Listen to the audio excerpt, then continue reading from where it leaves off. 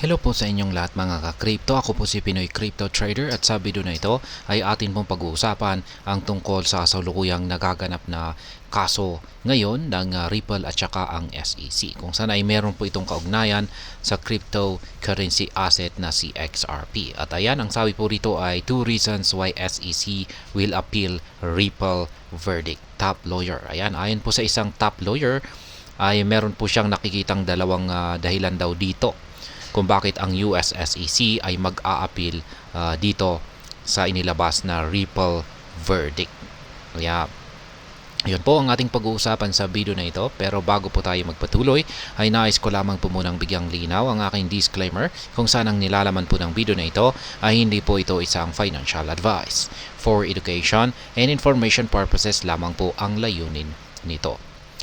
At ayan, sa ating pagpapatuloy ay sabi rito ay prominent lawyer James Murphy, Metalowman, says the US SEC will appeal the Ripple verdict. Kaya ayan po, si ang kilalang attorney po na ito ay walang iba kundi si James Murphy or kilala na rin po siya sa tawag na Metalowman. At siya po yung nakapagsabi rito na ang US SEC ay mag-a-appeal daw po sila sa Ripple verdict. At merong dalawang dahilan rito na siyang ating pong aalamin sa video na ito. Kaya ayan, disgorgement concerns.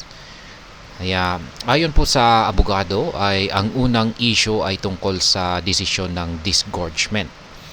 Kung matatandaan po natin na ay hindi po pinayagan ni Judge Analisa Torres ang kahilingan ng US SEC para sa disgorgement na nagkakalaga ng $876.3 million. Ayon po kay Judge Torres ay hindi napatunayan ng SEC na nagkaroon ng pinansyal na pinsala or financial damages ang mga institutional buyers ng XRP.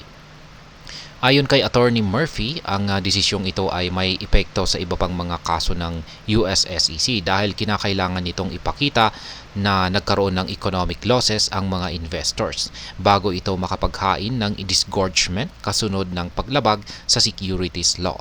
Sinabi niya na ipinakilala ng Second Circuit ang kinakailangang ito noong nakaraang taon sa pamamagitan ng kaso ng SEC versus Govil. Yan, versus Govil. Yan, SEC versus Govil lawsuit.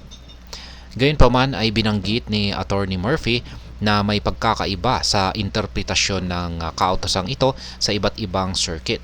Partikular na binigyang diin ng Fifth Circuit na hindi kailangang ipakita ng SEC na nagkaroon ng losses ang mga buyers bago humiling ng disgorgement. Dahil sa pagkakaibang ito, sinabi ni Attorney Murphy na maaaring iapila ng SEC ang desisyon ng disgorgement. Ayan, ito naman po yung pangalawang dahilan, ang programmatic sales ruling.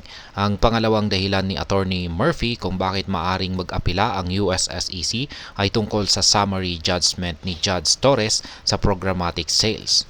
Noong July 13, 2023 ay kinumpirma po ni Judge Torres na ang programmatic sales ng XRP sa secondary market ay hindi tinuturing na investment contracts. Ayon kay Murphy, maaaring mag-apila ang komisyon dahil ang desisyong ito ay malamang na makaapekto sa iba pang mga kaso na may kaugnayan sa crypto.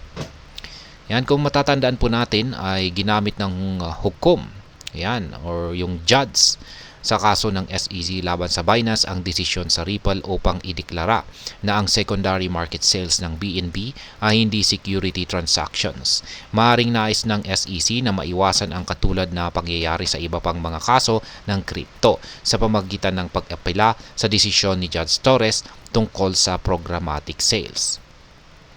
Dapat ding banggitin na ang SEC ay unang humiling ng interlocutory appeal upang baliktarin ang desisyong ito noong nakaraang taon. Gayunpaman ay tinanggihan ni Judge Torres ang kahilingan at inutusan ang komisyon na maghintay hanggang matapos ang remedies phase nito. At ayan, Ripple could also appeal. Ayan, maaring mag-appeal na rin itong si Ripple. Sa isang hiwalay na pangyayari ay inaasahan ni Matt Rosendin ng CAPS sign na mag-apila ang Ripple sa desisyon ni Judge Torres. Ayon sa kanya, ang kautusan ng hukom na permanenteng pagbabawal sa mga hinaharap na benta ng XRP ay kumpanya ng XRP at yan po ang Ripple ay nagdudulot ng malaking hamon sa mga institusyon na nais bumili ng XRP ng direkta mula kay Ripple. Nauna ng naiulat na ipinataw ng hukom ang permanenteng pagbabawal sa mga hinaharap na benta or sales ng anumang securities ng Ripple maliban kung makakakuha ang kumpanya ng pahintulot mula sa SEC. Sinabi ni Rosen din na ang kinakailangang ito ay maaring mag-udyok sa mga institusyon sa US na bumili ng XRP mula sa secondary market sa halip na direkta mula sa Ripple. Dagdag pa niya, ang pagbabawal ay maaring magpababa sa sa adoption ng Ripple's ODL. Kaya't maapektuhan ang liquidity ng XRP sa market ng US. Samantala, dalawang executives, Ripple executives na si Brad Garlinghouse at Stuart Alderote ay nagbigay ng komento sa kamakailang desisyon. Pinuri po nila ang pagbawas ng korte sa labis na $2 billion demand ng SEC at ito ay naging $125 million. Sa madaling salita ay yung hinihiling po ng US SEC na multa kay Ripple na $2 billion ay naging $125 million na lamang po ito. Gayunpaman ay hindi sila nagkomento sa bahagi ng kautusan na ito tungkol sa pagbabawal. Iniisip ng ilan na ito ay nagpapahiwatig na ang mga executives ay hindi lubos na nasisiyahan sa permanenteng kautusan ng korte. Samantala, malalaman ng crypto community kung alin sa mga partido ay mag-aapila sa mga darating na araw. Inaasahan na ang partido ay opisyal na mag-aapila sa loob ng 60 araw matapos ang huling hatol na ipinasok nitong nakalipas na August 7. At ayan, hanggang dito na lamang po tayo sa video na ito mga ka-crypto. Sana po ay inyong nagustuhan ang aking paliwanag dito. Kung inyo po itong nagustuhan ay pakiclick lamang po ang like button nito. Para naman po sa mga bago lamang dito, kayo po ay aking inaanyayahan para mag-subscribe. Pakiclick na rin po ang bell icon nito dahil ito po ang siya magsisilbing notification nito sa mga bago kong videos na akin pong ina-upload sa aking YouTube channel na ito. Marami pong salamat sa panonood. Ingat po tayo lagi at God bless po sa ating lahat.